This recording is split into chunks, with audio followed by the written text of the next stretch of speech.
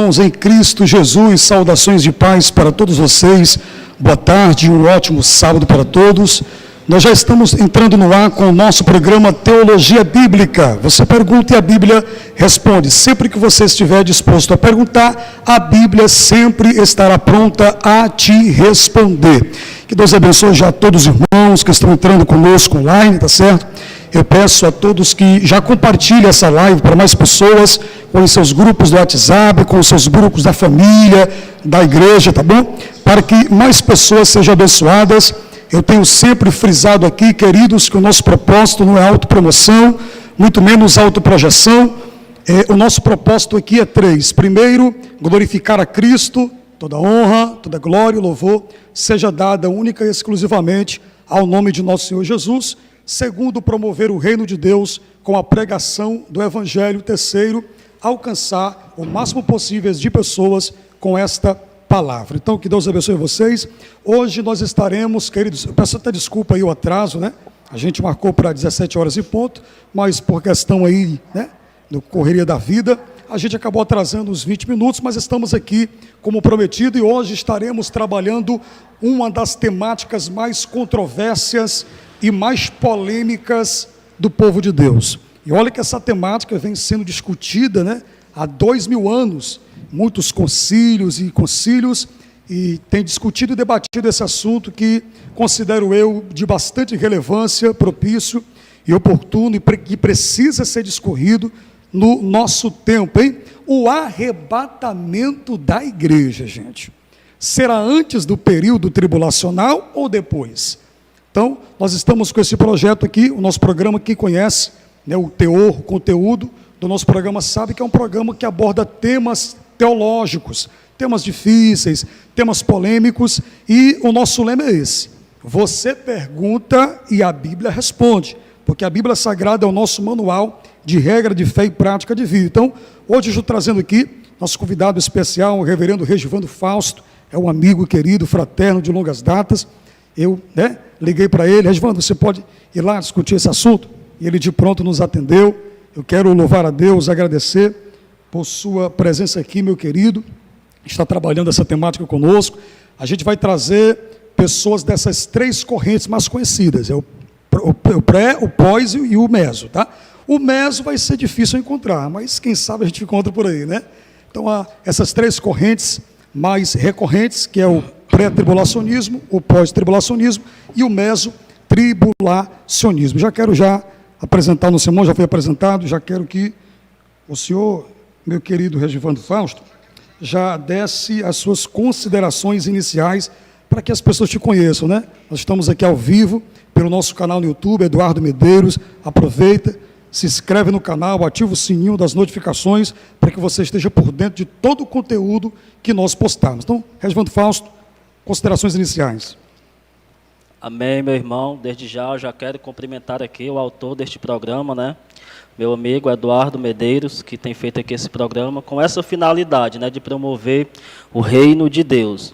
Para quem não me conhece, eu sou o vosso irmão em Cristo, Regivando Fausto, e eu estou aqui nessa tarde com essa finalidade precípua, né, que é de esclarecer, de elucidar esse texto bíblico que nós iremos trabalhar nessa tarde, que está em 1 Tessalonicenses, no capítulo de número 4, a partir do versículo de número 3. O nosso objetivo é esse, é tentar aqui, de uma forma bem simples, trazer aqui um esclarecimento desse texto sagrado.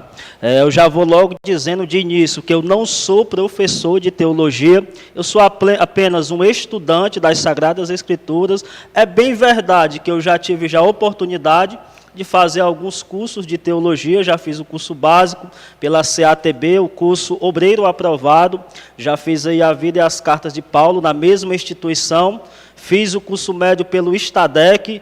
Já perto da conclusão do curso, eu tive que migrar para o bacharel pela FMB, não pude concluir por causa da pandemia que houve lá no início, e o nosso núcleo aqui em Maranguape ele foi fechado, e por questão também de condições financeiras que na época estava muito apertada. A pandemia apertou e a gente ficou desempregado, eu tive que parar, tive que trancar a faculdade, mas quem sabe aí futuramente eu retorne, né?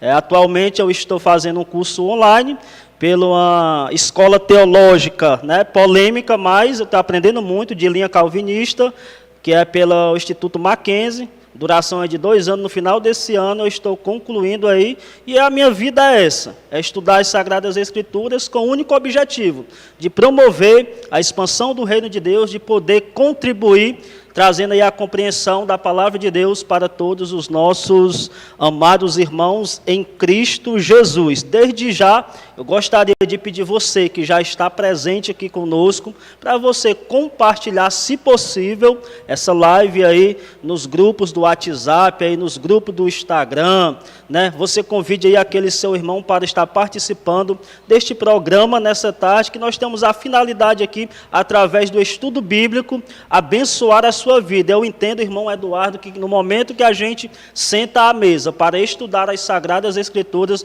nós somos edificados, nós somos abençoados. E o nosso objetivo nessa tarde aqui não é gerar polêmicas, não é trazer aqui discordâncias, não. O nosso objetivo aqui é trazer esclarecimento para que possa contribuir aí com o seu conhecimento das Sagradas Escrituras. Falando em polêmica, quando eu falo aqui do curso, né, de linha calvinista, aí alguém já fica, mas assim, nós devemos ter maturidade de estudarmos tudo, né? O apóstolo Paulo diz que a gente tem que examinar o que é bom e reter o que é de bom, e deixar aquilo que não é bem passar, jogar no saco furado. Então, eu estou aqui com esse único objetivo nessa tarde. Muito bem, meus queridos irmãos, já ouvimos as considerações iniciais do nosso querido amigo Regivando Fausto, e a polêmica de hoje é uma polêmica, um debate que divide muitas opiniões, e como eu já falei aqui, reitero no início, é um debate que já vem sendo discorrido ao longo dos séculos, né, nos 2000 anos da igreja. Esse debate já vem sendo trabalhado, e é muito importante, Deus tem colocado esse propósito, viu, Regivando? Isso, verdade. No meu coração, de abordar esses assuntos que são um pouco obscuros. Muitas pessoas até conhecem essas terminologias, pré-tribulacionismo, pós-tribulacionismo, mesotribulacionismo, mas não sabem o que é que significa essas palavras e o que é que essas doutrinas trabalham. Então, nós iremos trabalhar exatamente esse assunto hoje. Corroboro com a fala do nosso querido reverendo Regivando Fausto. Nós não estamos aqui na intenção de causar polêmica. Verdade. Eu sei que o assunto é polêmico, né? É um assunto que tem muitas correntes teológicas. A gente respeita a sua forma de entender, de interpretar os textos bíblicos. Eu estava até falando com o pastor Gabriel. Pastor Gabriel, eu vou trazer um irmão pós, vou trazer o irmão pré e o irmão meso. Aí os ouvintes, né, vão tirar suas próprias conclusões, vão analisar os textos bíblicos, e a interpretação que for mais coerente, que estiver mais em consonância com o que a Bíblia diz, você vai, entendeu, aderir para si. Então, gente, o nosso propósito não é causar polêmica. Já peço aos irmãos, você tem liberdade para mandar suas perguntas. Se você tem dúvida, pode mandar, meu irmão. Não se sinta constrangido. Nós temos aqui um mestre, né, no assunto, tá certo? Escatológico, para te responder. Nosso querido Regivando, é um texto bíblico já para consubstanciar, né, a temática que nós iremos trabalhar nessa tarde. Pode ficar à vontade aí. Com certeza, irmão Eduardo. Haja vista que nós devemos partir do pressuposto que teologia ela é fundamentada em cima de um texto bíblico.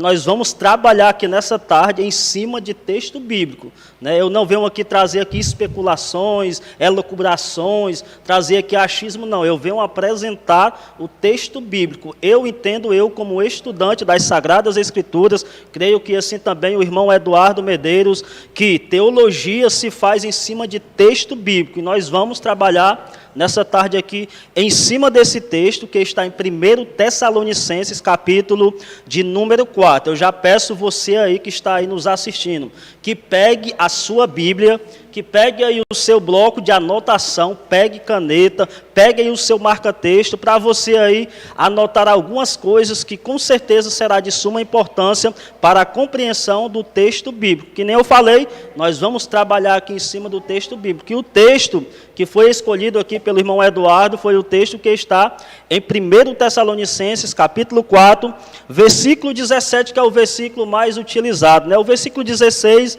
e 17. Eu vou fazer a leitura aqui para, a partir de então, a gente já tentar aqui discorrer à luz do texto sagrado e se aprofundar um pouco mais. 1 Tessalonicenses, capítulo de número 4, versículo 16, diz assim o texto sagrado: porquanto o Senhor mesmo, dado a sua palavra de ordem, ouvida a voz do arcanjo e ressoada a trombeta de Deus, descerá dos céus. E os mortos em Cristo ressuscitarão primeiros.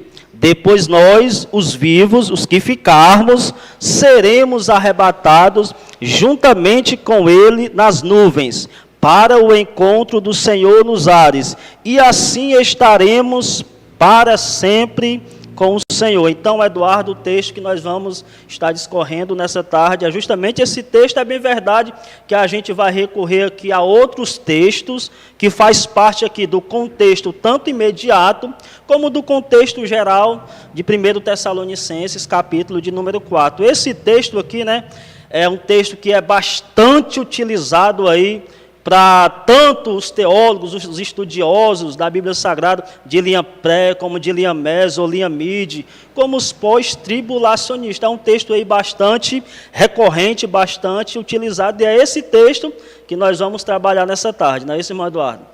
É isso aí, meu amigo, reverendo Regivando, pessoal.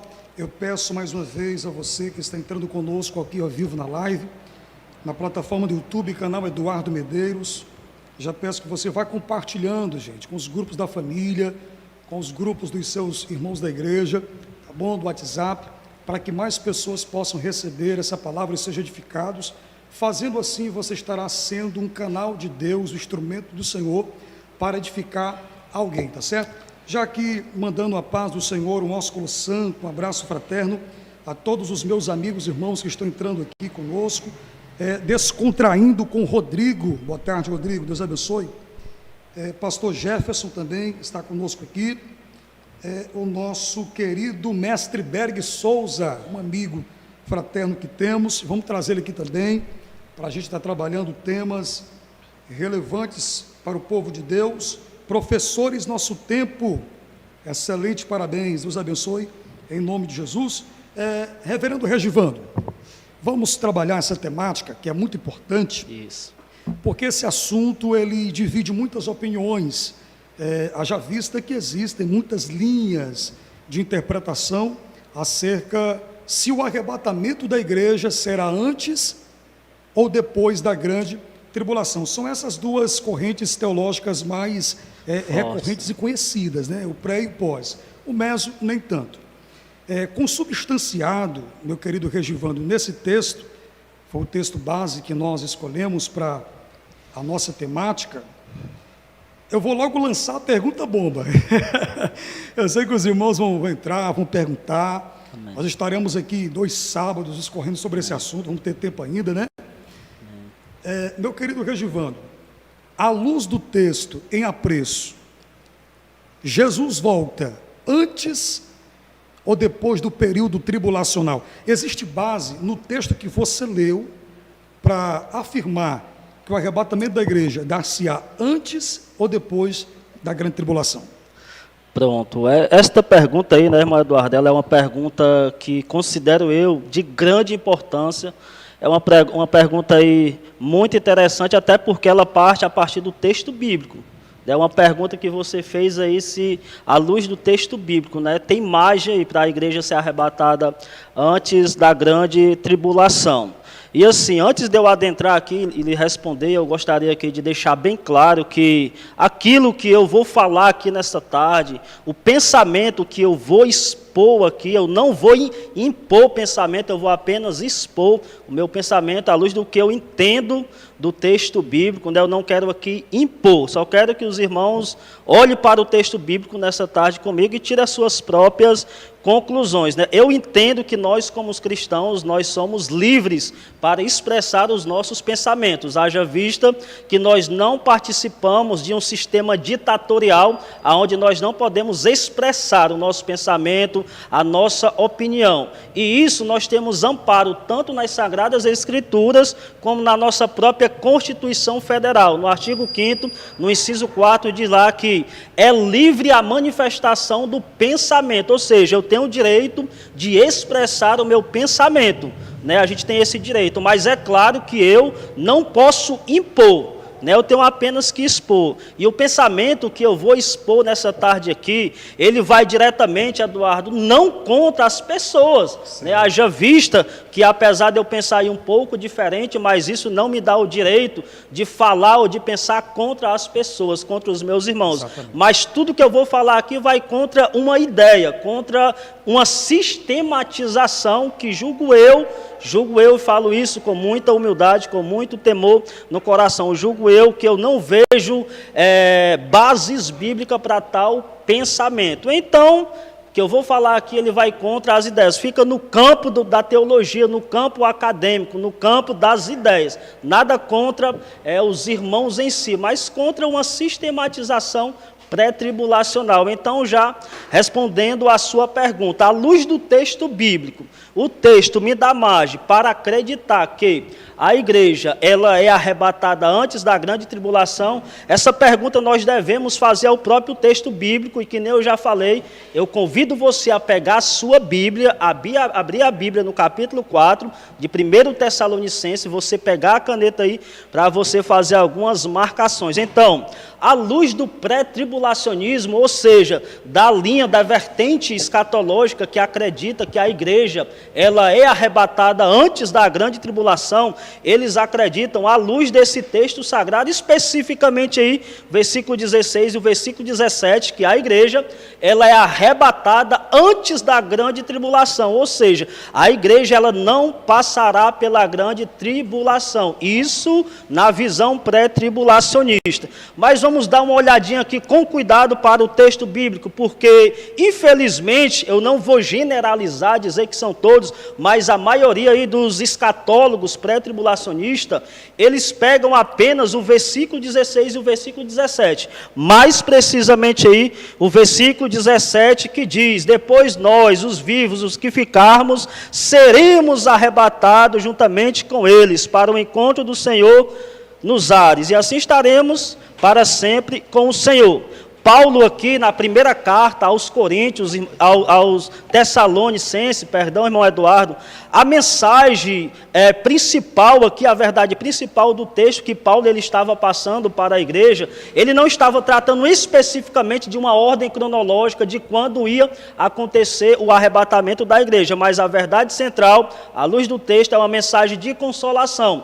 Haja vista que no pano de fundo histórico aqui, no contexto histórico, a igreja aqui da época, ela estava sofrendo densas perseguições. Cristãos estavam diariamente sendo mortos, sendo torturados, sendo lançados nas arenas dos leões e assim sucessivamente. E o que aconteceu? Muitos cristãos tinham morrido e aqueles que estavam vivos, eles estavam se perguntando se aqueles irmãos que tinham morrido, se eles iam perder a parousia, o arrebatamento, a vinda de Cristo, haja vista que ele já tinha morrido. Como se isso não bastasse, essas indagações, Paulo, quando escreve a primeira carta, logo em seguida, alguns falsos mestres, eles introduzem alguns ensinamentos dizendo que Cristo já tinha voltado, que já tinha acontecido o arrebatamento e aqueles irmãos que tinham morrido, eles não tinham ressuscitado, ou seja, eles teriam perdido a vinda e a volta de Cristo. Mas aí Paulo, ele vai escrever a segunda carta e ele vai ser mais específico,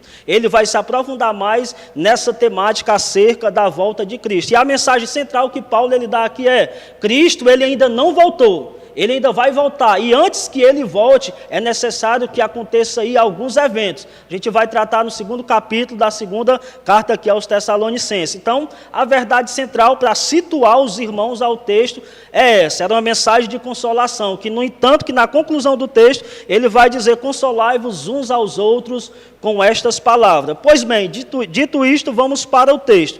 Então, à luz do texto, o arrebatamento, ele acontece antes, durante ou depois da grande tribulação? Se eu pegar o versículo 17, isoladamente, né, Eduardo, ele aparentemente ele pode me dar ao entender que Cristo, ele virá antes da grande tribulação, que o arrebatamento vai ser antes da grande tribulação. Mas quando eu olho para todo o seu contexto, eu começo a perceber aqui alguns pontos que me faz entender que não é bem assim. Agora vamos aí para o versículo de número 14 do mesmo capítulo, porque assim, a gente pegar o versículo 17, o versículo 16 e 17, e dizer que Cristo arrebata a igreja antes da grande tribulação, é muito fácil eu pegar este versículo isolado. E nessa tarde aqui, eu não quero aqui fazer uma salada mista de versículos isolados, eu não quero aqui fazer viagens interplanetárias dentro da Bíblia Sagrada, pegando um versículo isolado de 1 Tessalonicenses, um lá de Gênesis, um lá de Apocalipse, e tentar sistematizar um pensamento. Não, eu vou trabalhar com o texto, à luz do seu contexto, à luz das suas implicações lógicas, porque nós devemos interpretar o texto à luz do seu contexto e das implicações do próprio texto, para que nós não corramos o risco de ensinar uma heresia. Então, versículo 14, Eduardo, agora de fato, desculpei por toda esse arrudeio, mas eu entendo que é necessário para que os irmãos eles compreendam. Mas no versículo 14, Paulo ele começa falando que: pois se cremos que Jesus morreu e ressuscitou, assim também Deus, mediante Jesus, trará em sua companhia os que dormem. Ou seja, os cristãos que já tinham morrido, né? Os cristãos aí de todas as épocas, os salvos de todas as épocas, desde o Antigo Testamento, hoje eles estão com Cristo. Seus espíritos estão com Cristo. O autor aos Hebreus, ele vai dizer que esses espíritos hoje, eles são aperfeiçoados em Cristo e eles estão lá na Jerusalém celestial. E no momento que Cristo voltar, Paulo ele está dizendo aqui que Cristo ele vai trazer esses espíritos dos salvos que já estão lá com ele para se unir os seus corpos que vão ressuscitar em um corpo transformado, em um corpo de glória, em um corpo glorificado. Aí o versículo 15: ora, ainda vos declaramos pela palavra do Senhor. Paulo está dando aqui a autenticidade, que a palavra aqui, o ensinamento não é dele, não foi gerado, né, no seu pensamento, no laboratório da sua mente, mas esse ensinamento aqui é do Senhor, ele recebeu de Cristo. E ele continua dizendo assim: isto nós, os vivos, os que ficarmos até a vinda do Senhor, de modo algum precederemos os que dormem. Opa, já tem uma observação aqui que eu convido você a marcar aí na sua Bíblia, essa palavra vinda.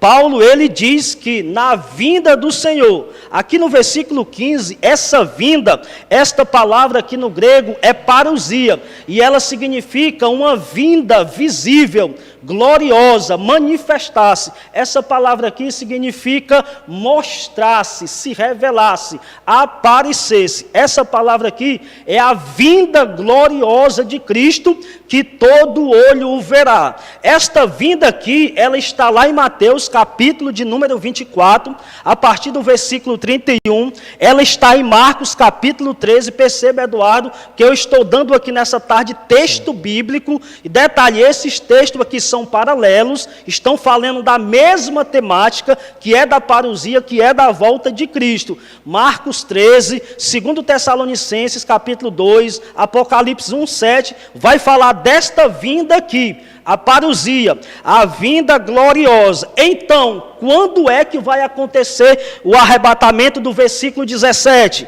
Está aí no versículo de número 15. Olha, o arrebatamento, ele vai acontecer na vinda, na parousia.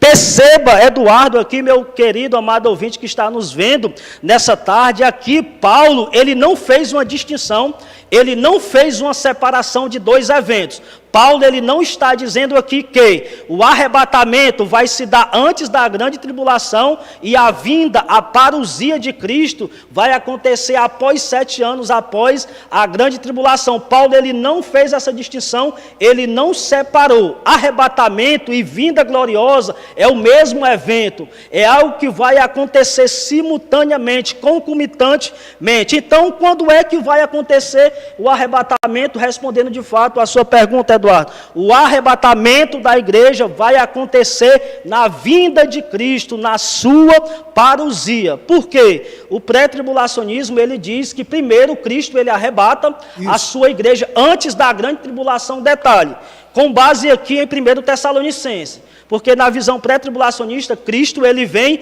em duas fases. Isso. A primeira fase, ele vem secretamente até as nuvens, arrebata a sua igreja secretamente, leva a igreja para o céu, retorna com a igreja para o céu. Automaticamente, a igreja ela já passa pelo tribunal de Cristo para receber galardão, e em seguida ela já ingressa nas bodas do Cordeiro. Mas algumas perguntas é necessário nós fazermos ao texto nessa tarde. O texto diz aqui que Cristo ele vem secretamente até as nuvens, arrebata a igreja e leva ela para o céu, ou o texto diz no versículo 16 que ele descerá?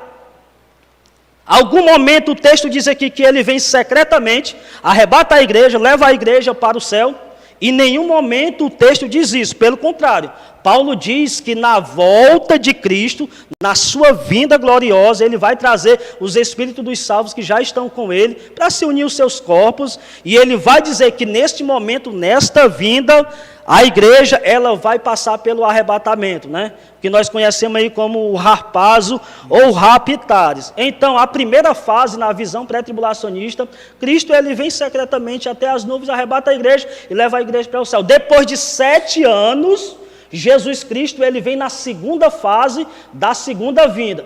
Para eles não dizer que é duas vindas, eles têm que dizer que é duas fases. Isso. Perigo, essa palavra fase nem sequer aparece no texto, nem sequer o texto bíblico, nem aqui, nenhum outro momento das Sagradas Escrituras vai dar margem, vai dar base para isso, que nem eu falei, aquilo que eu vou falar nessa tarde aqui fica no campo acadêmico, no campo das ideias, do pensamento, nada contra os meus irmãos que pensam desta forma. Haja vista que eu também, por muitos e muitos anos, eu defendia com unhas e dentes esse pensamento, mas quando eu comecei a estudar o assunto um pouco mais a fundo, mais contextualizado, e lá em meados de 2018, quando eu comecei a passar, a falar acerca desse assunto para alguns colegas particulares, foi um verdadeiro embate, foi uma dificuldade muito grande, alguns irmãos pré-tribulacionistas resistiram fortemente, e acredito eu que um dos irmãos mais difíceis que eu tive que estudar com ele, está aqui diante de mim, que foi o reverendo Eduardo Medeiros, que a gente começou a estudar, a gente sempre tem esse pensamento, essa dinâmica, de estudar junto e tal, mas, enfim, hoje é um assunto mais aberto, os irmãos estão estudando um pouco mais, hoje já tem muitos irmãos aí que acreditam que a igreja, ela passa pela grande tribulação, mas a verdade escatologia é um assunto que nós não podemos bater o martelo como verdade absoluta. Nós devemos ter a humildade de dizer que nós não sabemos de tudo, que nós não temos todas as respostas, mas na visão, voltando aqui para o texto, pré-tribulacionista, irmão Eduardo, Cristo ele vem na segunda fase, só depois de 7 anos, mas a pergunta em algum momento aqui, o texto está dando margem, o texto está dizendo que Cristo arrebata a sua igreja antes da grande tribulação. Detalhe, eu vou me aprofundar um pouco mais, eu vou passar a palavra para você, para em seguida eu já dar uma conclusão aqui nesse texto, amém? Pode ficar à vontade, meu querido. É isso aí, meus irmãos, eu peço a você que pegue um caderno, uma caneta, vá anotando todos os pontos que estão sendo trabalhados hoje aqui, com certeza isso vai ser útil para você, vai servir de subsídio, de informação bíblica para você. Se você tem alguma dúvida, mande para cá a sua pergunta, tá bom? Nós temos aqui o homem de Deus, mestre no assunto, que domina esse assunto, e a oportunidade que você tem para tirar as dúvidas que você tem. Um abraço, meus queridos irmãos, Caleb Dias. O Caleb Dias é um amigo nosso, de Pernambuco, Deus abençoe. E o nosso querido aqui, mestre Berg, já deixou aqui suas ponderações, suas contribuições. Ele falou assim: creio assim, quem morre não está dormindo, mas com Cristo, e virão com Cristo na parousia, que é a vinda. Acabou de ser muito bem explicado pelo nosso irmão Givando. Os que estão mortos terão seus corpos ressuscitados. Legal, Deus abençoe a irmã Juliana Figueiredo, obrigado pela presença, paz do Senhor. Irmã Maria Veronilce Artes Vlogs, Deus abençoe Maria Augusta também. E o Beck também colocou assim, justamente o corpo dos que morreram terão seus corpos encontrados com o espírito e a alma que virá, que virá com Cristo. Creio na visão dicotomista, né? A visão de que existe a alma e o corpo, ou seja, a alma e o espírito é a mesma coisa, né, gente? Então, são muitas visões. Você pode mandar suas ponderações aqui, que com certeza vai nos ajudar.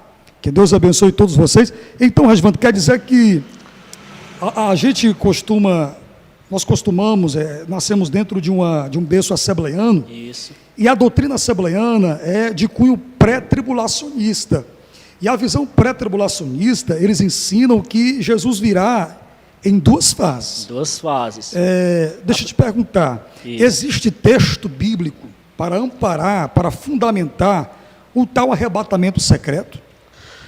O texto bíblico, Eduardo, que é mais utilizado pelos nossos amados e queridos irmãos pré-tribulacionistas, é esse texto aqui, de 1 Tessalonicenses. É o mais querido, em 1 Coríntios capítulo 15, a partir do versículo 51.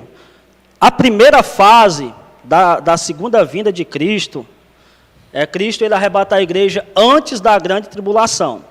A segunda fase, para eles, é a parousia. E a parousia acontece depois dos 7 anos, depois da grande tribulação. Só para a gente entender, se situar aqui, os irmãos que estão nos ouvindo pelo YouTube, quer dizer que a visão pré-tribulacionista, ela divide os eventos. O arrebatamento da igreja acontece antes do período tribulacional e a parousia acontece no final da grande tribulação. Isso, é isso? Exatamente. E biblicamente, meu querido Regivando, esses dois eventos são distintos ou o arrebatamento acontece na ocasião da parousia, da vinda de Cristo em glória? A problemática, Eduardo, está justamente aí, porque à luz do texto aqui, aquilo que na visão pré-tribulacionista seria a segunda fase da segunda vinda, que é a parousia, aqui no texto ele aparece em primeiro lugar, antes do arrebatamento. Aqui já tem uma problemática, você entendeu aí, pegou aí o raciocínio? Entendi. Porque a vinda aqui do versículo 15, que é a parousia, na visão pré-tribulacionista, ela só acontece depois de 7 anos, depois da grande tribulação. Mas Paulo, ele está dizendo aqui que primeiro acontece a vinda. Cristo, ele vem nesse exato momento, a igreja vai ao seu encontro, no versículo 17. Então, como é que a gente concilia esse pensamento à luz do texto bíblico? Não tem como conciliar. E assim, que nem você perguntou, eu particularmente, eu não vejo bases bíblicas para acreditar desta forma. O que eu vejo é uma sistematização doutrinária que é fundamentada em cima, infelizmente, de versículos isolados da palavra de Deus. Não em versículos à luz do seu texto, à luz do seu contexto. O interessante, 1 Tessalonicenses aqui, Eduardo, aqui ainda é a primeira carta. Paulo aqui ele dá essa introdução geral e ele já começa a abordar essa temática, mas ele não termina o assunto aqui. Ele vai adentrar nesse assunto da volta, da vinda de Cristo, mas especificamente, ele vai até esmiuçar, ele vai até falar detalhadamente acerca da vinda de Cristo, do arrebatamento na segunda carta. A segunda carta, Eduardo, ele vai fechar o assunto. E no capítulo 2 de 2 Tessalonicenses, está aí na mesma sequência, você pode abrir aí a sua Bíblia, aí Paulo ele vai se aprofundar um pouco mais acerca desta temática do arrebatamento da igreja. 2 Tessalonicenses, capítulo 2, versículo 1, Paulo diz assim, irmãos, no que diz respeito à vinda, olha aí novamente, Parousia, né? a parousia, a vinda de nosso Senhor Jesus Cristo e a nossa reunião com Ele. A reunião aqui com ele, Eduardo, tanto os teólogos de linha pré, como de linha meso, como de linha pós-tribulacionista, todos acreditam e entendem que aqui é o arrebatamento da igreja. Essa reunião aqui é o arrebatamento da igreja. Todos os teólogos, né? Os mais profundos, mais estudiosos aí. E Paulo ele diz assim, ó, irmãos, no que diz respeito à vinda de Cristo, né, de nosso Senhor Jesus Cristo, e a nossa reunião com Ele, ou o arrebatamento, nós vos exortamos a que não vos demovais da vossa mente com facilidade, nem vos perturbeis, quer por espírito, quer por palavra, quer por epístola, como se procedesse de nós, supondo que tenha chegado o dia do Senhor. Aí a chave está aqui, Eduardo. Versículo de número 3.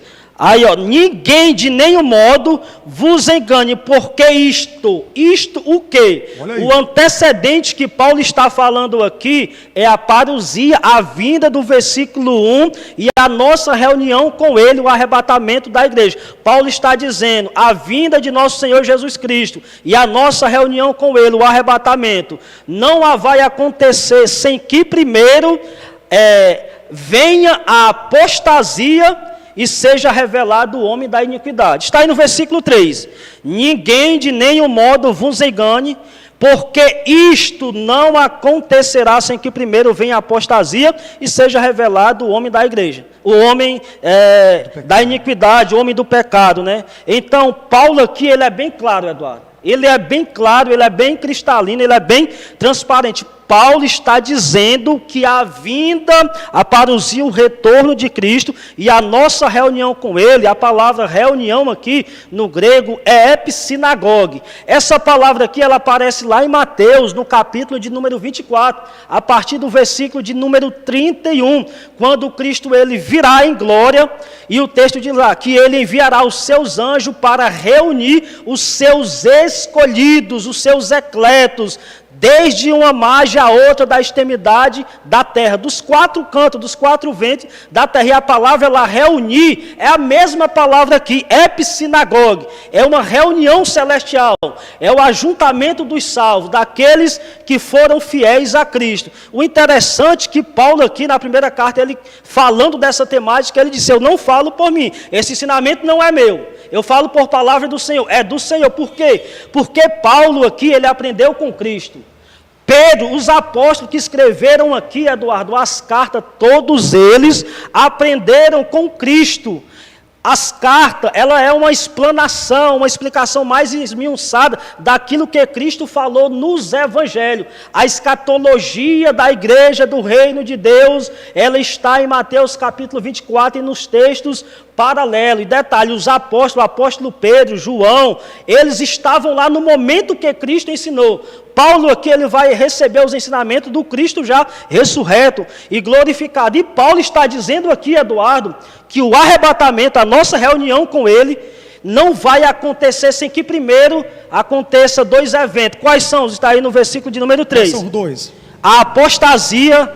E, abrindo aqui um parênteses, por incrível que pareça, eu já vi alguns escatólogos, alguns estudiosos pré-tribulacionistas famosos aqui no Brasil. Por exemplo, eu posso citar aqui o pastor Juliano Fraga, eu posso citar aqui o pastor Ciro Sanches Imborde.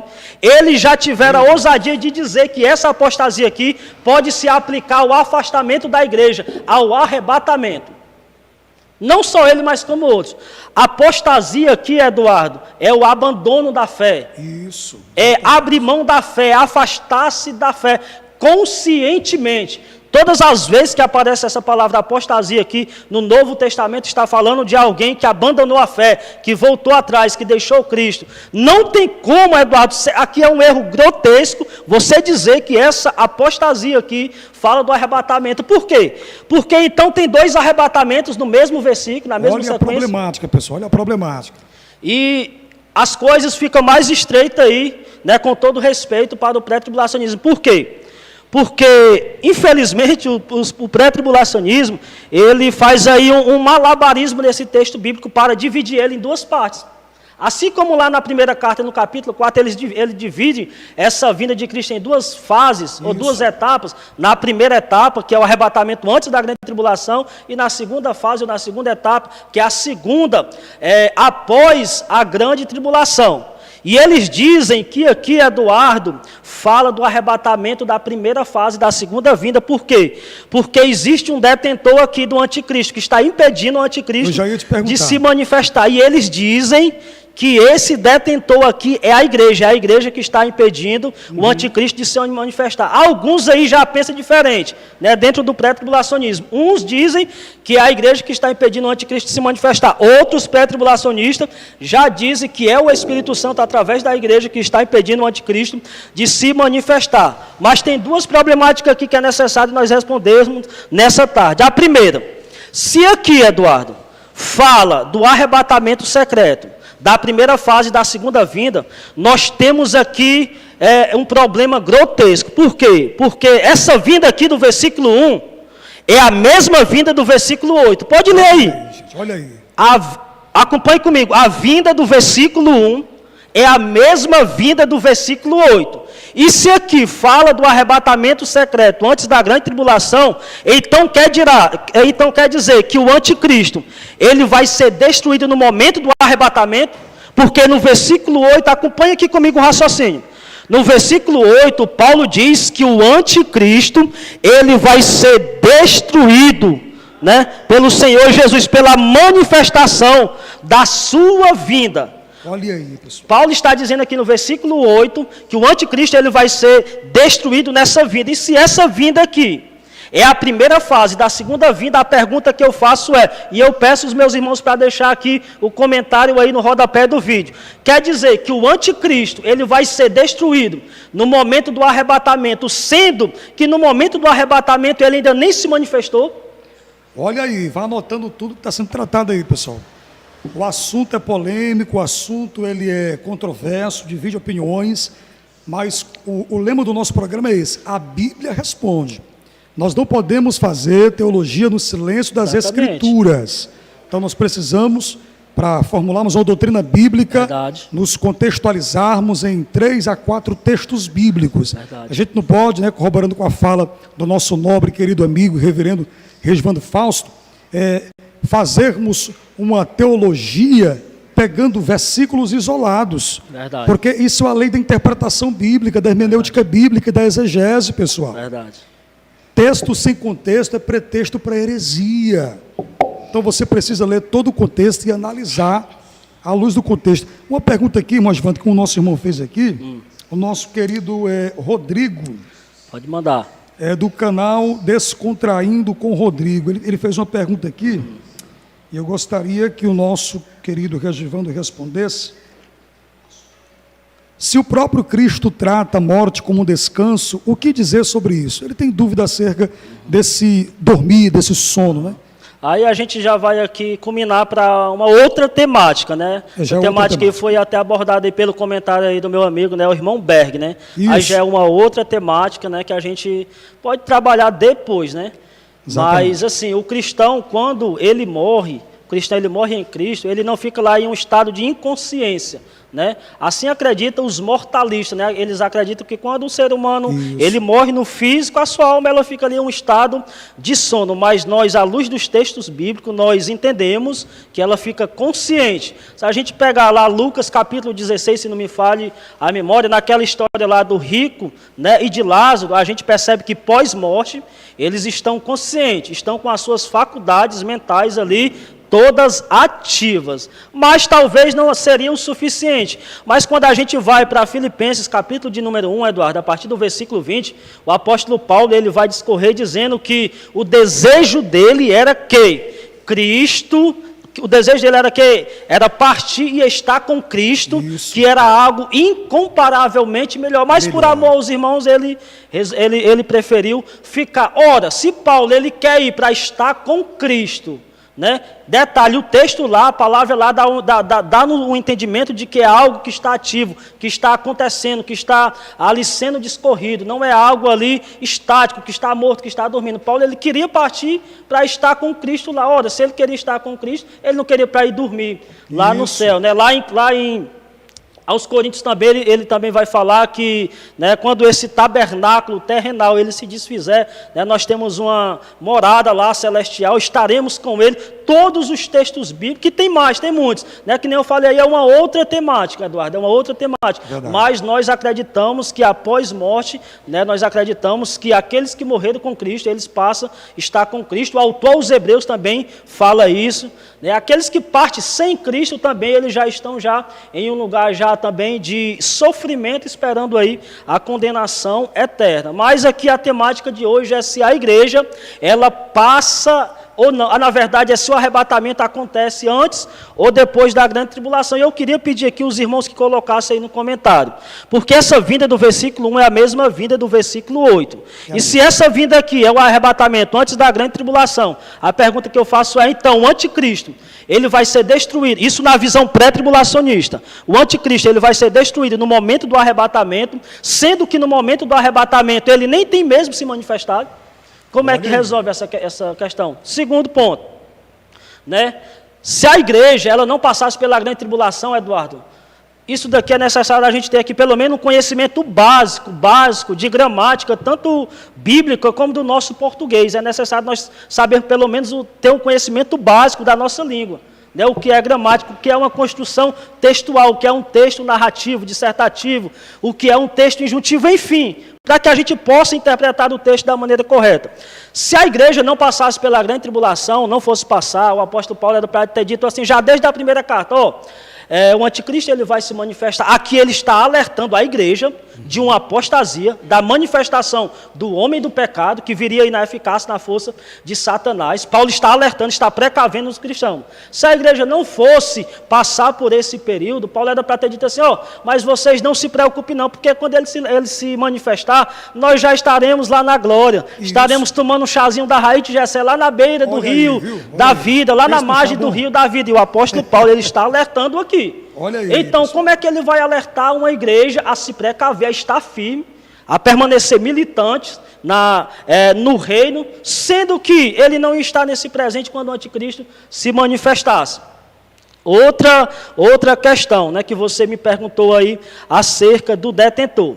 Se o detentor aqui do anticristo, ou seja, aquele que está impedindo, ou aquilo que está impedindo o anticristo de se manifestar, se é a igreja, não é a igreja, Eduardo, sabe por quê? Porque Paulo ele diz assim no versículo 1, irmãos, no que diz respeito à vinda de nosso Senhor Jesus Cristo e a nossa reunião com Ele, nós vos exortamos, né? Aí o versículo 3, ninguém de nenhum modo vos engane, porque isto, a vinda, né, e a reunião, o arrebatamento, porque isto não acontecerá sem que primeiro venha a apostasia e seja revelado o homem da iniquidade. Ora, se fosse a igreja que estaria detendo ou impedindo o anticristo de se manifestar, Paulo, ele cometeu um erro grotesco e muito grave aqui. Ele entrou em contradição nas suas próprias palavras e eu tenho certeza que isso não aconteceu. Eu tenho certeza. Por quê? Porque se fosse a igreja, o erro de Paulo aqui seria grotesco, porque Paulo ele diz assim, era como se ele estivesse dizendo assim, a manifestação do anticristo, ela só vai acontecer, antes, né, do arrebatamento da igreja. Mas para que a igreja ela seja arrebatada, é necessário que o anticristo ele se manifeste. Não tem sentido. É algo sem sentido. Verdade. É algo sem sentido, porque ele diz no versículo de número 1, que a vinda de Cristo e que o arrebatamento só vai acontecer depois da manifestação da apostasia, do versículo 3, e da manifestação do anticristo. Ora, se é a igreja, Paulo teria cometido esse erro aqui grotesco. Era como se ele estivesse aqui falando algo sem sentido. Era a mesma coisa de eu dizer assim, esse celular aqui, ele vai cair, mas para ele cair eu tenho que soltar ele no chão. Não tem sentido. É algo sem sentido, é só você ler o texto, que nem você falou. O texto, Eduardo, ele é autoexplicativo. Né? Ele se explica por si só, é aquilo que os reformadores, iniciando ali de Lutero, eles sempre precaveram que a Bíblia explica a Bíblia. Então, os próprios textos bíblicos, eles são autoexplicativos. Então, se você observar aqui, não tem a menor possibilidade de ser desde porque Paulo diz que a igreja vai estar justamente nesse período quando o anticristo ele se manifestar. Então, Regivando, talvez você explicou de uma forma bem detalhada, bem meticulosa, criteriosa e acurada, mas alguns ouvintes talvez ainda tenham a dúvida. Verdade. Quem realmente resiste à manifestação do anticristo? Pronto, aí já... A interpretação do texto. Pronto, já vamos adentrar, né, um pouco mais aqui também nesse ponto aqui, porque alguns irmãos... Porque não é a igreja, né? Porque a visão pré-tribulacionista acredita que é a igreja, que essa resistência é a igreja. Que é a igreja. Então, quem realmente está detendo a manifestação do anticristo? Outros dizem, Eduardo, que outros também dispensacionalistas, né? E eles dizem que é o Espírito Santo, né? Através da igreja, o próprio Espírito Santo diretamente, porque eles dizem que quando aconteceu o arrebatamento, o Espírito Santo vai sair da terra. Os pré-tribulacionistas dizem, a maioria, né, dizem que quando aconteceu o arrebatamento, o Espírito Santo vai subir com a igreja, vai sair da terra. E isso já é uma incoerência, porque dentro da visão pré-tribulacionista, Eles afirmam que o Espírito Santo sairá da terra, mas eles acreditam que no período tribulacional haverá conversões de almas. Pronto. E quem convence o pecador dos seus pecados? Não é o Espírito É Santo? o Espírito Santo, então, Existe uma contradição, né? não precisa nem eu responder, né? Você mesmo já fez a questão de responder. Olha aí, Né? rapaz. Porque a gente vê que vai ter pregação no período tribulacional, que nem você citou, e eles mesmos acreditam que vai ter salvação. E quem é que vai convencer essas pessoas, Eduardo? Não é o Espírito Santo? O Espírito Segundo ponto, o Espírito Santo, Eduardo, ele é onipresente, né? Ou seja, Eduardo, o Espírito Santo, ele está presente em todo o cosmos, em toda a criação. Por mais que ele não se manifeste em todos os ambientes, em todos os lugares. Mas ele é onipresente. Essa virtude, esta característica ou este atributo, é só Deus que tem, é só o Espírito Santo da onipresença. Ou seja, ele está presente em toda a criação, em todo o universo, ele preenche tudo. Que nem eu falei, por mais que ele não se manifeste em determinados locais. Como é que ele vai sair da terra se ele é onipresente? É o segundo ponto. Não tem como. Não tem como. E aí, o terceiro ponto que eu destaco aqui é, cadê o texto bíblico? Porque eu dizer isso e aquilo outro e não apresentar um texto bíblico seria só falácia. Só falasse. Então, eu entendo que tudo tem que partir à luz de um texto bíblico. Eu não posso aqui chegar diante de vocês e dizer, Eduardo, eu acredito assim, assim, assim, mas se eu não apresentar as bases bíblicas, se eu não mostrar o texto, e eu estou fazendo aqui cuidadosamente com vocês, eu fiz questão de abrir o texto em 1 Tessalonicenses, capítulo 4, eu fiz a questão de abrir o texto em 2 Tessalonicenses, capítulo de número 2, de 1 Tessalonicenses 4, 2 Tessalonicenses, capítulo de número 2. Por quê? Eu estou tentando aqui, de uma forma bem simples, deixar o texto falar por si só, Eduardo. Para mim não ficar aqui só especulando, falando aqui de achismo. Até porque isso seria ridículo da minha parte. Porque nós, como estudantes das Sagradas Escrituras, nós devemos expor a palavra de Deus, as Escrituras Sagradas. Então, não é o Espírito Santo e não é a igreja. Eu entendo. Quem é esse detentor? Quem é que está impedindo o anticristo de se manifestar? O detentor, ele está entre o versículo 1 até o versículo de número 8. Olha aí, pessoal, está com a Bíblia aberta aí, o detentor está entre o versículo 1 e... Entre o versículo 1 e entre o versículo de número 8. Revela para a gente aí, reverendo. Paulo, ele falou para a igreja de Tessalônica que a igreja sabia. Olha aí. Quem era esse detentor? Quem era que estava impedindo o anticristo de se manifestar? E ele fala que então o detentor ele tem que estar aqui entre esses versículos. Tem que estar no texto, né? Aí no versículo de número 6, Eduardo, Regivando, eu entendo que o detentor ele está aqui no versículo de número 6. É só você começar lendo do versículo de número 1 bem cuidadosamente, com todo cuidado, até chegar aí no versículo de número 6. No versículo de número 6, o apóstolo Paulo ele diz assim, ó: e agora vós sabeis o que o detém. A igreja ali sabia. Olha aí. E Paulo ele está falando aqui, né? O que o detém, para que ele, o anticristo, né, o homem do pecado, seja revelado somente em ocasião própria. A resposta está aqui, Eduardo, é tão simples, não precisa a gente inventar, não precisa aqui a gente enfeitar aqui o pavão, não, irmãos, o texto é autoexplicativo. Paulo ele está dizendo, eu vou falar aqui, ele está dizendo, e agora sabeis o que o detém para que ele seja revelado somente em ocasião própria. O detentor do anticristo, que está impedindo o anticristo de se manifestar, sabe quem é? É o próprio Deus, através do tempo que ele mesmo estabeleceu, está aqui. Ele só vai ser revelado em ocasião própria. Essa palavra aqui, ocasião, em algumas versões ela aparece como tempo, mas lá no grego lá está lá kairos. Kairos é o tempo de Deus, né? Isso. A gente fala tempo de Deus, mas é bem verdade que o nosso Deus ele é atemporal. Né? Ele criou o tempo para se relacionar conosco, seres humanos que somos limitados. Mas no grego lá a palavra lá é kairos. É simples, é o tempo de Deus. E Paulo ele está dizendo aqui que o anticristo ele só vai se manifestar no tempo que Deus estabeleceu. Existe um tempo no calendário de Deus que Deus ele estabeleceu, que é o tempo próprio, é o tempo oportuno, que o anticristo só vai se revelar nesse tempo. Aconteça o que acontecer, ele só vai ser revelado quando chegar o tempo que Deus determinou para ele se revelar. É simples assim, irmãos, está aqui Simples no e versículo. Ele será revelado somente em ocasião certa, própria. Na tua versão é o quê? Ele se manifestará no tempo próprio. No tempo próprio. No próprio tempo. Então o texto já está... E precisa eu dizer claro, aqui, não, né? aqui é o Espírito Santo primeiro. O texto não fala do Espírito Santo, que é o Espírito Santo que está detendo. Não tem mais, é só você ler. Não está dizendo que a igreja... Paulo está dizendo que a igreja vai estar presente nesse período.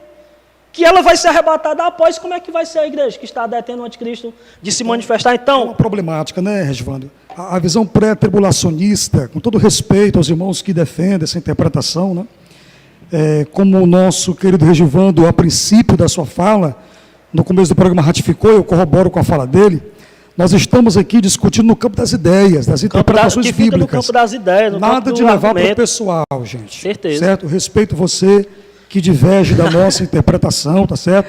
Haja vista, desculpa te cortar aí, né? Eu Regivando, eu sou assembleiano, eu amo a igreja que eu congrego, eu nasci na Assembleia de Deus, eu levanto essa bandeira comigo, né? Foi a igreja aí que me deu a oportunidade de estudar a Bíblia, enfim. E a igreja que eu participo, a igreja que eu congrego, é uma igreja dispensacionalista, mas eu sempre aprendi a respeitar, nunca tratar esse assunto no púlpito da igreja. Esse assunto não é para ser tratado no púlpito da igreja, né? É assunto particular de estudos bíblicos, né? Aprofundado, à luz de um contexto, enfim. Né? Assim, eu respeito muito, que nem eu falei, então não repetir, tudo aqui fica no campo das ideias, no campo do argumento, no campo aí acadêmico, né? Então, queridos, o nosso querido Berg Souza trouxe aqui a sua retórica. Ele vai dizer assim: a visão pré-tribulacionista, dispensacionalista, tem esse problema de várias rupturas nos eventos. Eles fazem a divisão de tudo. Observemos isto até nas chamadas 7 dispensações, né? Isso. Que foi dividida pelo Dr. Scofield no século Inocência, consciência. Assim, ó, isso, exatamente. Da inocência, consciência, governo humano, lei patriarcal, isso. Graça e milênio, né? Aí ele vai terminar a sua ponderação dizendo assim: é uma grande problemática, porque dentro da visão pré-tribulacionista, meu nobre Regivando e os amados internautas que nos acompanham por esse veículo de comunicação, que é o nosso canal, Eduardo Medeiros. Isso. Pessoal, é o seguinte, nós precisamos nos pautar pelo que a Bíblia Sagrada diz. Pelo que a Bíblia Sagrada diz. Deixa eu fazer uma pergunta. Enquanto você fazer a pergunta aí, eu gostaria de mandar aqui, né, gostaria de mandar um abraço aí para todos os irmãos, né, que estão aí nos acompanhando, e principalmente os irmãos aí que discordam de mim, que eu sei que o público ali, todos, né, a maioria aí são pré-tribulacionistas, mas eu também gostaria de mandar aqui um abraço aí para o meu irmão, meu amigo, né, o irmão Berg aí, é um grande amigo que Deus, ele me concedeu aí nessa caminhada cristã, um homem de Deus aí que eu amo por demais em Cristo Jesus. Um abraço, meu amigo, tamo junto. Uma das grandes problemáticas da visão pré-tribulacionista é porque eles dividem Israel e igreja, né? É outra problemática. E quando vamos lá para a carta de Paulo aos Efésios, ele escrevendo aos irmãos da igreja de Éfeso ali, ele vai dizer que Cristo ele quebrou a barreira de separação que havia. Então, ele pegou dois povos e fez um. Então, como é que a gente responde essa problemática, essa discrepância, essa interpretação equivocada do texto bíblico? Deus tem 2 povos, eu sei que eu não quero sair muito do assunto, mas rapidinho aqui, Deus tem 2 povos ou Deus só tem um povo só? Pronto, aí é uma outra problemática aí, né, que está ligada diretamente aí ao dispensacionalismo, mas Deus, eu quero que você entenda isso, meu amado ouvinte, Deus, ele só tem um povo. Qual é o povo de Deus? É a sua igreja. A igreja é formada por judeus e gentios. Isso. Paulo vai tratar isso tanto em Efésios como em Gálatas. Aos romanos, Paulo ele vai explicar lá bem direitinho. Acerca, né, dessa pergunta aí que você me fez. O povo de Deus hoje é a sua igreja, né? Se um judeu ele quiser ser salvo, ele tem que reconhecer Jesus como seu Messias, como seu Salvador. Um judeu, ele não vai ser salvo pelo simples fato dele ser judeu em sangue. Paulo ele vai falar lá para os irmãos de Gálatas, que o verdadeiro judeu não é aquele que é da carne, e sim aquele que é da fé. Ele até faz lá uma menção ao pai Abraão. Então, o povo de Deus hoje é a sua igreja. Infelizmente, né, os nossos irmãos aí, eles querem por fim à força separar, né?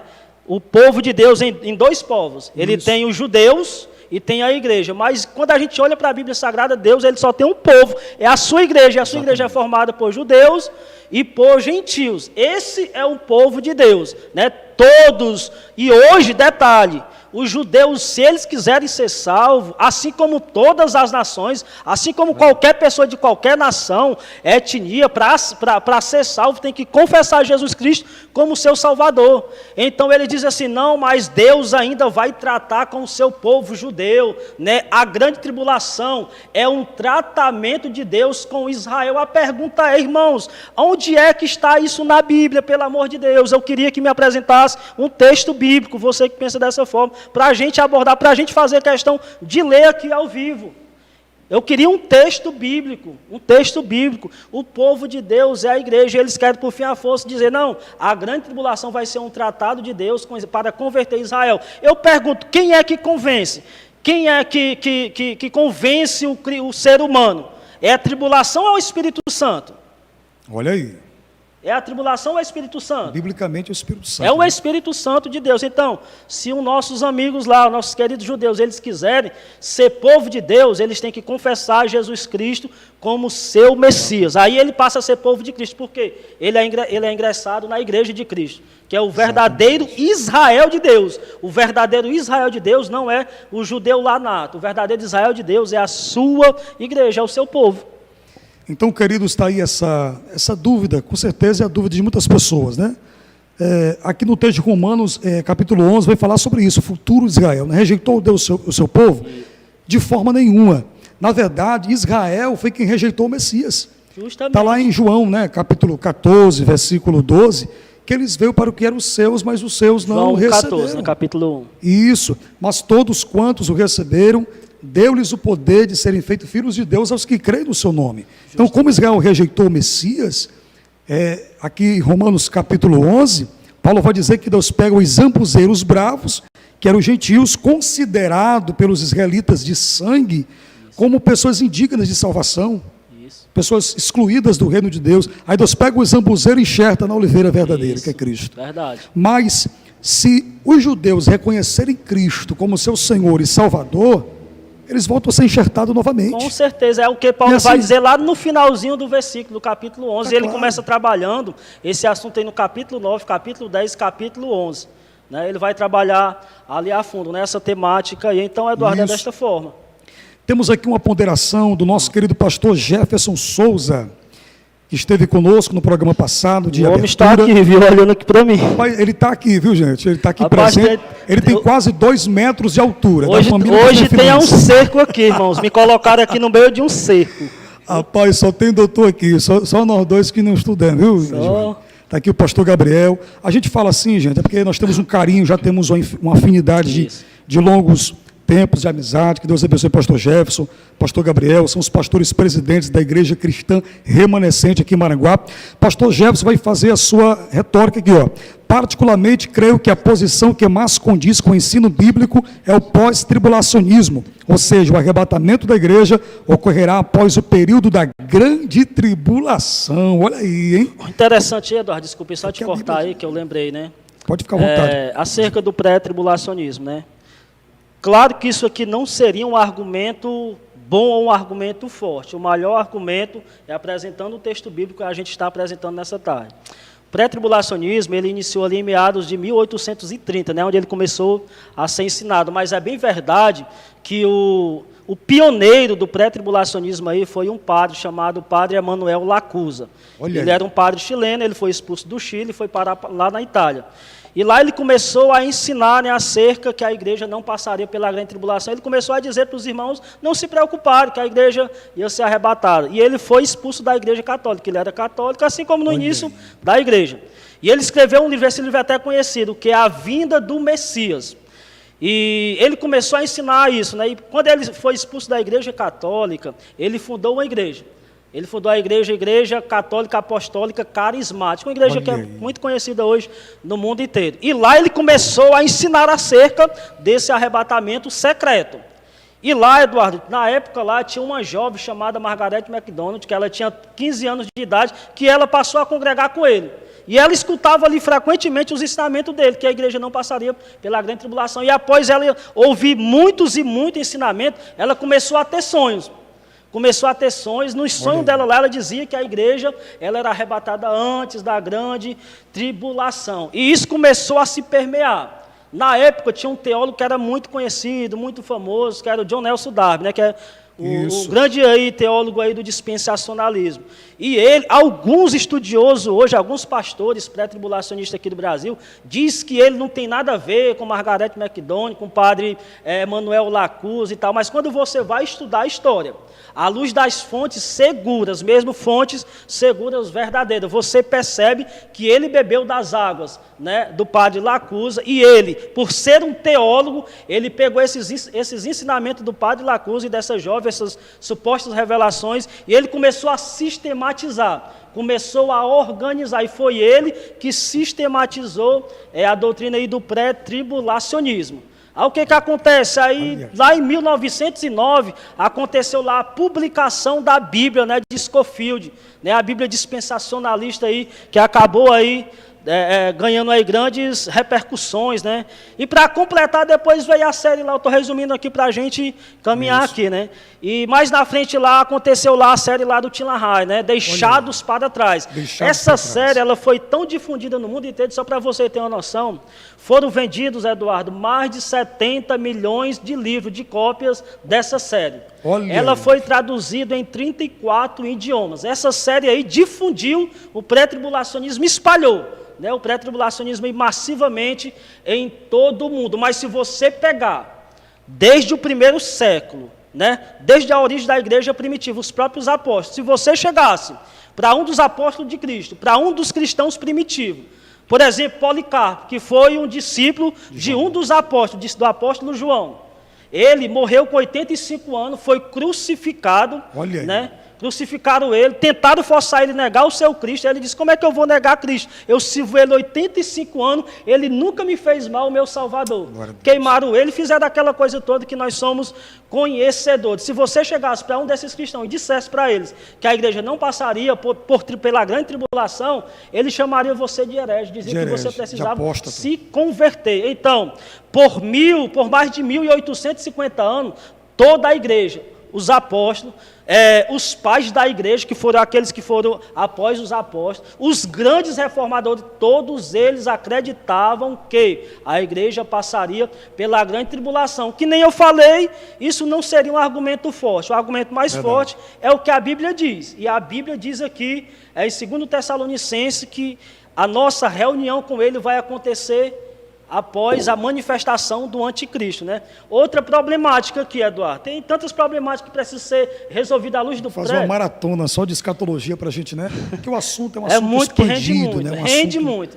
E assim, desculpe te cortar novamente. Não, pode ficar à vontade. E assim, é um assunto que precisa ser trabalhado com o texto bíblico. Porque se eu vou só falando aqui, aí eu acho assim, assim, e tal, aquilo outro. Fazendo uma concha de retalhos, né? Concha de retalhos, tem que ir pelo texto, texto por texto, à luz do seu contexto. Pode falar. Então, queridos, é isso aí, é um aulão, viu? Pastor aqui, Jefferson Gabriel, está conosco aqui nos estúdios. Gabriel aqui na técnica, que Deus abençoe. Agradeço a Deus pela vida desse abnegado servo de Deus, por ter aberto aqui o espaço, né, da igreja, do seu podcast, dos seus equipamentos, deixando tudo à nossa disposição para estarmos realizando esse programa abençoado, Teologia Bíblica. E o nosso slogan é: você pergunta e a Bíblia responde. Aqui é só escritura, né? Isso. Que foi uma das bases, um dos pilares da igreja, a reforma protestante na Alemanha, né? Isso. Martim Lutero. Então, queridos, o nosso Momberg está fazendo aqui algumas ponderações. Eles falam que é invisível, que nem um relâmpago. O problema é que o relâmpago é visível e é audível. Aí está a problemática. Porque a visão pré-diz, não, a vinda do Senhor será como relâmpago. Ou seja, rápido demais, para falar da rapidez. É porque ele associa a rapidez, né? Isso, mas na verdade o relâmpago, quando ele clareia no céu, ele é perceptível, todo mundo consegue ver, sim ou não? E ouvir, às vezes, quando ele... E ouvir. Querido, deu uma chuva esses dias agora, deu um relâmpago tão grande lá em casa, que dá para me contar as costelas da minha esposa. Então, gente, clareou tudo dentro de casa. É um relâmpago ultrassonografia, né? O relâmpago é ressonância magnética. Como é que, se a vinda de Cristo ela será como um relâmpago. Como é que não vai ser visível, não vai ser audível? Eu estou quebrar o gelo, viu, gente, aqui. Então, é isso aí, pessoal. Ó, mais aqui uma retórica do nosso pastor Jefferson. Não. Rapaz, o povo está... Pode mandar, meus irmãos, eu vou abrir as espaço agora. Bíblicas aí, claro, né, com todo... Manda. Pode mandar as perguntas que nós vamos aqui prego. ler o texto bíblico. Ler o texto. Isso, ó, pastor Jefferson Souza, como acredito na inerrância da Bíblia, não posso considerar que ela se contradiz em determinados textos. Verdade. Considerar o arrebatamento como um evento que antecede a grande tribulação. Então, não existe contextualização bíblica, gente, para fundamentar de que o arrebatamento é antes e nem que ele é secreto. Aí ele continua, ocasionando uma série de contradições que precisam de um verdadeiro malabarismo teológico e a serem contornadas. Então, realmente é isso o que acontece. Irmãos, manda pergunta, pelo amor de Deus. Não fico com vergonha, não. Vamos aproveitar a oportunidade que nós temos um mestre na mesa, é um homem que domina o assunto da escatologia. Mande a pergunta. Como diz ele mesmo, né? Eu falo aqui uma frase dele mesmo. Afunda o prego, gente. Pode perguntar. O nosso querido amigo Jardel Silva. Vou trazer ele aqui também, o Jardel. Ele está se escondendo, mas não esconde não. Essa visão pré-tribulacionista é muito complicado, porque se a igreja sobe, quem fica vai ter uma segunda oportunidade, sendo que conforme os capítulos 24 e 25, diz que a pista da arca, não entendi muito bem aqui, acho que é a porta da arca, quer dizer, né? Porta, isso. Se fecha e as 5 virgens insensatas ficam, né? Aí ele vai dizer aqui, ele vai concluir no segundo comentário que ele mandou, 5 entram e outras ficam de fora. Como entender esses versículos? A salvação fora da igreja, Regivando? Passa essa batata quente para você entrevistar. Pronto, tem algumas pérolas aqui bastante importantes que nós precisamos aqui destacar aqui no texto, Eduardo. Primeiro aí, Mateus capítulo 24. Obrigado, meu querido. Mateus capítulo 24, né? Um texto aí que é muito usado aí pelos nossos irmãos pré-tribulacionistas, para dizer que aqui está tratando a segunda fase da segunda vinda de Cristo. Aí muitos, Eduardo, dizem assim, está vendo, aquele dia será igual os dias de Noé, semelhante aos dias de Noé. Exatamente. Está aí no versículo de número 38, do Mateus capítulo 24. Porquanto, assim como nos dias anteriores ao dilúvio, comiam, bebiam, casavam e davam-se em casamento, até o dia que Noé entrou na arca. E não os perceberam, senão quando veio o dilúvio e os levou a todos. Assim será também a vinda do Filho do Homem. Aí está vendo, eles dizem assim, está vendo, o arrebatamento vai ser dessa forma. Mas aqui tem uma problemática muito grande, Eduardo. Sim. Porque esse daqui que foi levado, os levados aqui do versículo 39, eles não foram arrebatados, não foram levados para ser salvos, eles foram levados para ser mortos pelo dilúvio. Quer dizer que está aí no versículo, os levados do versículo 39, não são os que são arrebatados? Daqui o texto é explicativo. E não os perceberam, senão quando veio o dilúvio e os levou. O dilúvio levou eles para onde? A visão pré-tribulacionista tenta encaixar essa palavra levados em arrebatamento, mas não tem nada a ver, é uma discrepância, é até uma desonestidade com a etimologia da própria palavra. Então, na verdade, aí, seria aqui um crime, é um crime contra a palavra de Deus. Olha aí, gente. Eduardo, a palavra no grego aqui, levados, é airô. Airô é levado para o juízo, para a condenação, cortado para a morte, airô. Então, esses que são levados aqui não são levados, não está falando aqui do arrebatamento pré-tribulacional, né? Aí uma outra questão bastante interessante, ainda aí na fala aí do nosso amado irmão Jardel aí, em 1 Tessalonicenses, que é o texto base, né, que nós estamos trabalhando aqui nesta tarde, o versículo 17, Eduardo, diz que nós seremos, né, subiremos ao encontro do Senhor nas nuvens, para o encontro do Senhor nos ares, o versículo 17 aí, para o encontro do Senhor nos ares, a parte final do versículo. Essa palavra aqui, para o encontro do Senhor nos ares, ela é tão interessante. Irmãos, a Bíblia é perfeita, ela casa perfeitamente consigo mesma. Ou seja, texto está casado com seu texto. Cada texto aqui de Paulo, texto de Pedro, está casado com os textos de Cristo, com aquilo que Cristo ensinou para eles. A palavra aqui, para o encontro do Senhor nos ares, né, que está lá no grego lá, é eis apantecin tokírios. O que é que significa isso, Regivando? Significa ao encontro. Era uma palavra que era muito usada no Novo Testamento. Quando o rei ele ia visitar uma cidade, as pessoas mais importantes daquela cidade, elas já eram avisadas e elas iam recepcionar ele. Ela ia recepcionar com festa, com alegria e tal. E a mesma palavra, né? Ir ao encontro. E essa palavra aqui, Eduardo, ela aparece algumas vezes no Novo Testamento. Sabe onde é que ela vai aparecer novamente? Olha aí. Lá em Mateus capítulo de número 25. Pessoal, abram a Bíblia e Mateus confiram. capítulo de número 25, versículo 6, Eduardo. 25, 6, vamos lá. Acerca, quando Cristo está tratando aqui da parábola das 10 virgens, ele diz assim, mas à meia-noite ouviu-se um grito, eis aí o noivo, saí ao seu encontro. A palavra aqui é eis apantecin tokírios, é a mesma que está lá, pode examinar o grego, sair ao encontro. E o interessante, que na visão pré-tribulacionismo, aqui que eles trabalham esse texto aqui das 10 virgens, falando do arrebatamento. E é necessário aqui algumas implicações aqui, para a gente chegar a uma conclusão. Primeiro, se o arrebatamento é secreto, só quem vai ouvir é os salvos. Por que tanto as virgens prudentes como as virgens imprudentes, ela ouviu o grito do noivo, o grito lá, né, anunciando a chegada do noivo? Olha aí. Por que tanto as prudentes como as imprudentes, elas tiveram contatos diretamente com o noivo? As nécias chegaram, bateu na porta, Senhor, deixa-nos entrar, ainda falou com ele. E ele disse, apartai-vos que eu nem vos conheço. E a outra pergunta é, se após o arrebatamento secreto vai ter uma segunda chance, né, que é a segunda levada, a segunda chamada, por que as 5 virgens nécias é que elas não tiveram a segunda oportunidade? Olha aí, pessoal, olha aí.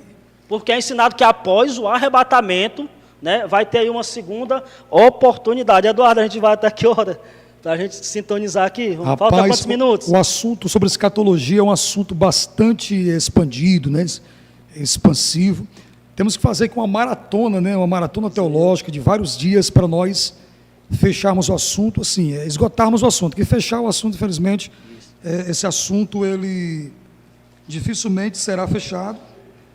E Mateus 24, Eduardo, a gente tem que ter o cuidado do versículo 39 dos levados, que é eirô, para o versículo de número 40, tomado. Deixado é uma coisa, tomado já é outra. A palavra aqui, tomado, é paralambano. Paralambano. Quer ser tomado para si, levado para si. É justamente o que Cristo vai fazer com os salvos, quando ele vier com grande glória. Os anjos vão ajuntar os salvos para ele. Aí essa palavra aqui, Eduardo, aqui eu vou... Eu não sei quantos minutos está faltando aqui, se você puder aí nos situar aí, diga aí, por favor. Dá certo aí, Falta quantos minutos? Mais uns 10, 15 minutos e dá certo. Pronto. Para mim, Eduardo, eu nunca vi isso daqui, irmãos. É texto bíblico que eu vou apresentar a vocês, né? Nunca vi aqui um teólogo falando acerca de como de fato será os moldes do arrebatamento, o molde do arrebatamento à luz dos textos bíblicos. Mas para mim o maior exemplo que prefigura como vai ser o arrebatamento está em Atos capítulo 1. Aí eu convido você a abrir a sua Bíblia. Atos capítulo de número 1. Atos capítulo de número 1. Abri aqui, Atos capítulo de número 1. Versículo de número 10 diz assim, ó.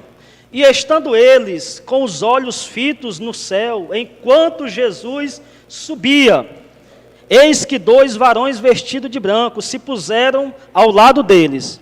E lhe disseram, varões galileus, por que estáis olhando para as alturas? Esse mesmo Jesus, que dentre vós foi levado, algumas versões diz, assunto aos céus, foi tomado. Este que foi levado ao céu, virá do modo como viste subir. Essa palavra aqui, levados, Eduardo, ela deriva da palavra de Mateus 24, versículo 40, paralambano. A palavra aqui no grego é analambano. Meu Deus. Ela é uma palavra que se deriva de Mateus capítulo 24, versículo de número 40. O arrebatamento dos salvos vai ser semelhante a esse momento aqui, quando Cristo ia subindo. Aqui foi o arrebatamento de Cristo. Apocalipse capítulo 12, no mesmo raciocínio, Apocalipse capítulo 12, versículo 5. Apocalipse capítulo 12, versículo de número 5, se você puder ler aí. Apocalipse capítulo 12, versículo de número 5. Lê para mim aí, Eduardo. 12, 5, né? Isso. E deu à luz um filho, um varão que há de reger todas as nações com vara de ferro, e o seu filho foi arrebatado para Deus e para o seu trono. Ele foi o quê? Arrebatado para Deus. Esse texto aqui de Apocalipse, né, na escatologia, aí, é conhecido como texto parentético. O que é isso? Ele faz menção do passado de João, do presente e do futuro até a vinda de Cristo. Tanto os teólogos de linha pré, como de linha meso, como de linha pós, eles dizem que esse arrebatamento de Cristo aqui, do varão, aconteceu, sabe quando? Na ascensão de Cristo. Olha aí, pessoal. E qual foi o momento da ascensão? Lá em Atos, capítulo 1. Isso. Ali Cristo ele foi arrebatado. Daí os discípulos ficaram tão impactados com aquilo dali que eles ficaram lá, boquiaberto, olhando, porque eles nunca viram um homem quebrar a lei da física subindo. Meu Deus. E na volta de Cristo, Eduardo, Cristo ele fala em Mateus 24, Marcos 13, em todos esses textos aqui que nós já trabalhamos, né? Após a grande tribulação ele virá com poder e grande glória, né? Lucas, ele vai dizer que as pessoas lá a expectativa é de terror, é de pranto, porque eles estão perdidos. Mas enquanto eles estão lá desesperados, a igreja estará subindo ao encontro do Senhor nos ares. Então, espero aqui que tenha resumido aqui esse versículo. Alguma pergunta, alguma objeção? Olha aí. Queridos, é uma verdadeira aula e aproveita que é 100% gratuita, né? Isso. Vá anotando aí, fazendo seus pontos, tá bom?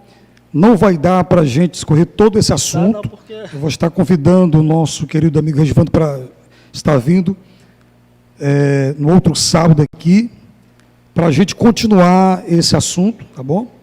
O arrebatamento da igreja será um evento que acontecerá antes da grande tribulação ou depois do período tribulacional? Como é? Eu tinha outras perguntas para fazer, Regivando, mas eram perguntas que fugiam do tema, é do mesmo tema escatológico, do mesmo bojo, né? Mas fugia do tema de hoje, tá certo?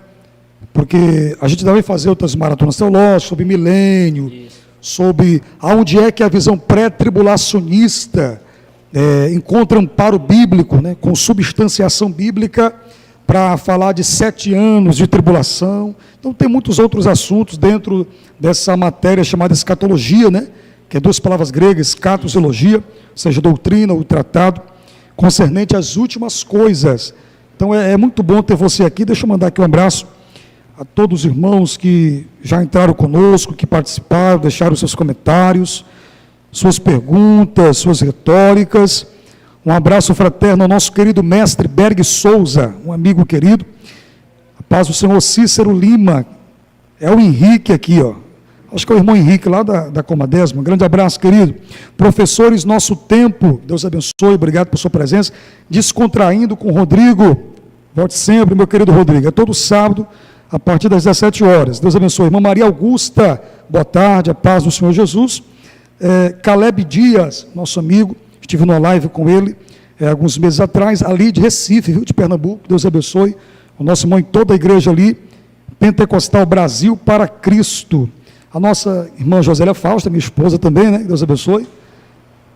É muita gente aqui com a gente, hein? Juliana Figueiredo. Irmã Maria Veronice Artes Vlogs, paz do Senhor, Deus abençoe vocês. Bênção do céu, viu, pessoal? Canal da Rua Oficial, paz do Senhor Jesus, que Deus abençoe você e sua família. Nosso pastor Jefferson também, que esteve aqui dando a sua contribuição. Que Deus abençoe, em nome de Jesus. Irmão Jardel Silva, que é um amigo nosso. O Senhor abençoe também, um servo de Deus. Obrigado, gente. Obrigado, irmã Eleonora Alves. Que Deus abençoe a senhora. Obrigado pela sua visita aqui conosco, pelo seu like, por ter compartilhado a nossa live. Tenho certeza que muitas pessoas foram hoje edificadas. Foi uma verdadeira aula que tivemos aqui. Um abraço à nossa querida irmã Lene Receitas e Variedades, né, que esteve conosco no sábado passado. Deus abençoe a senhora. Compartilhe aí com todo mundo no estado do Rio de Janeiro. Deus abençoe vocês. Gente, o assunto, ele é um assunto que rende, né? Ele é um assunto bastante expandido. Dentro da matéria da escatologia, existem várias temáticas a serem trabalhadas. Hoje, a gente se deteu só no tema exposto na mesa, que foi o arrebatamento da igreja, gente. Acontece antes ou depois da grande tribulação. Infelizmente, Regivando, A geração de crentes de hoje não querem mais sofrer. Eu ouvi até um determinado amigo, eu estive conversando com um amigo esses dias, e ele falando, ele é de uma visão pré-tribulacionista. Não vou citar nome, questão de ética, né? Aí ele disse assim, rapaz, o primeiro pré-tribulacionista foi Paulo. Porque Paulo já aguardava Jesus para os dias dele. Mas será? Será que é isso que o texto diz? Será que é isso que o texto diz? Nós temos que nos reportar o texto, gente. Não podemos fazer ponderações ou afirmações sem o texto bíblico. É o texto que tem que responder. E outra coisa, se a gente for observar aqui, já caminhando para o final, o apóstolo Paulo, querido Regivando e amigos internautas que nos acompanham, já estava vivendo uma tribulação. A igreja do primeiro século já vivia uma grande tribulação. Por isso que Paulo aguardava Jesus para os dias dele, porque eles viviam essa perseguição por parte dos imperadores, dos césares romanos daquela época. Então, queria que o senhor desse só uma rápida explicação acerca disso. O apóstolo Paulo, Regivando, ele era pré-tribulacionista, consubstanciado nos textos que o próprio Paulo escreveu? Pronto, a pergunta é, Paulo, ele estava aguardando o arrebatamento nos seus dias, com base aí nessa fala, né, do nosso nobre irmão. Versículo 17, Paulo ele disse assim, ó, depois nós, os que ficarmos vivos. Olha aí. Os que ficarmos vivos. Paulo ele não disse que estaria vivo no momento do arrebatamento. E que nem eu falei, aqui é a primeira carta. Paulo ele vai se aprofundar nesse assunto na segunda carta que está no capítulo de número 2. E no capítulo 2 ele vai especificar, ele vai detalhar, ele vai falar esmiuçadamente. Para a gente finalizar aqui, eu gostaria aqui de deixar bem claro, Eduardo, não é que a gente quer passar por tribulação, até porque nós não temos vocação para ser mártires, não. Eu não queria passar, não. Nós, muitas das vezes, temos medo até de uma injeção. Quem é que quer passar por tribulação? Quem é que quer se encontrar com o anticristo, irmãos? Não é isso, não é questão de querer passar por tribulação, não é isso.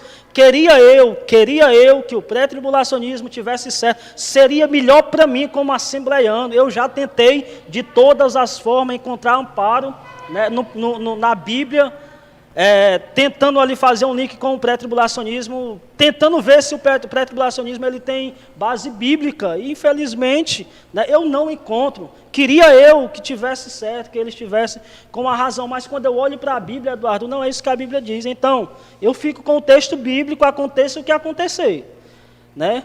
O cajado pode torar nos nossos lombos e nós devemos ficar com a Bíblia sagrada. Agora deixa eu lhe falar uma coisa. O Espírito Santo de Deus que está sobre nós, ele nos capacita para passarmos o que for necessário pelo amor a Cristo.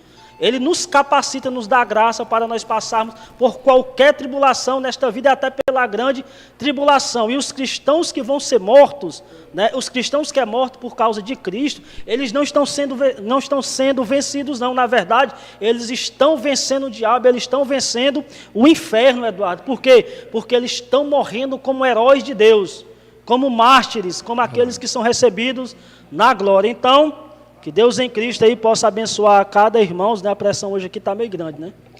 Então, queridos, que Deus abençoe a todos. Essa nossa vontade era continuar aqui, passar aqui umas 4, 5 horas só ouvindo aqui o nosso querido Regivando, porque nós vemos que o assunto ele rende muito, né? Um assunto bastante expansivo, tá certo, queridos? Mas eu quero agradecer de todo o coração a todos os irmãos, as irmãs que entraram conosco, que participaram, que deixaram os seus comentários, o seu like, tá bom? Que Deus em Cristo vos abençoe. Então, hoje à noite, hoje à tarde, quer dizer, já entramos pela noite, tratamos sobre o arrebatamento da igreja. Acontece antes ou depois do período tribulacional. Então, se a igreja do primeiro século passou por tribulações, perseguições, e muitos foram mortos por causa do nome de Jesus, quem somos nós para não enfrentar a tribulação? Eu corroboro com a sua fala, viu, Regivando? Eu não queria passar pela grande tribulação, até porque a gente não tem vocação para sofrer e nem para ser mártir. Um cantinho de unha a gente já quer deixar Jesus. Então, pessoal, que Deus abençoe vocês poderosamente, em nome de Jesus. Nós temos que sair agora para um aniversário, né, de uma igreja, mas no sábado, nós vamos voltar aqui, viu, Regivando? No sábado, o Regivando vai estar novamente conosco aqui na mesa, e vamos continuar falando desse assunto, né, escolher também outra temática dentro do campo da escatologia, que é um campo vasto, e tem muitos assuntos que precisam ser ensinados e trabalhados, gente. Tem muita coisa, tem estado intermediário, né, tem um bem. 70 semanas, né? Começa lá de Daniel 9. Pronto, né? a gente pode começar, né? Pronto, vamos começar lá das 70 semanas, que está em Daniel capítulo 9, né? Versículo 25, 27 ali. Para onde foi parar nessa última semana? Isso, onde é que a visão pré-tribulacionista encaixa uma tribulação com 7 anos.